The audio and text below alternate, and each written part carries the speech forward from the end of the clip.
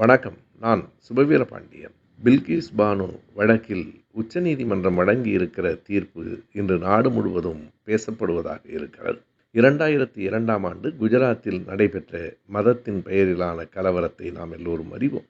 அந்த ஆண்டு மார்ச் மாதம் 3ஆம் தேதி கோத்ராவுக்கு அருகில் இருக்கிற தன் பெற்றோரினுடைய வீட்டிற்கு, ஒரு கிராமத்திற்கு பில்கிஸ் பானு என்கிற ஒரு பெண் வந்திருந்தாள். அந்த வீடு அன்றைக்கு மத வெறியர்களால் நெருப்பு வைத்து கொளுத்தப்பட்டது.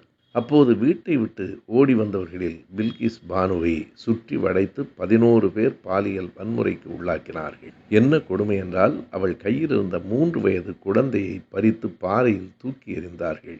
அந்த குழந்தை அந்த இடத்திலேயே இறந்து போய்விட்டது. அதற்கு பிறகு கர்ப்பிணியாக இருந்த பில்கிஸ் பானுவை 11 பேர் பாலியல் வன்முறைக்கு உள்ளாக்கினார்கள். 2008ஆம் ஆண்டு அந்த வழக்கில் தீர்ப்பு வழங்கப்பட்டு அவர்கள் ஆயுள் தண்டனை பெற்றார்கள்.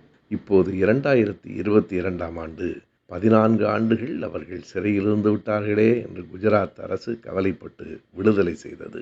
மராத்திய உயர்நீதிமன்றத்தில் வழங்கிய தீர்ப்புக்கு குஜராத் அரசு தீர்வு தர முடியாது என்று உச்சநீதிமன்றம் சொல்லி மறுபடியும் அவர்களை சிறையில் அடைக்க ஆணையிட்டிருக்கிறது.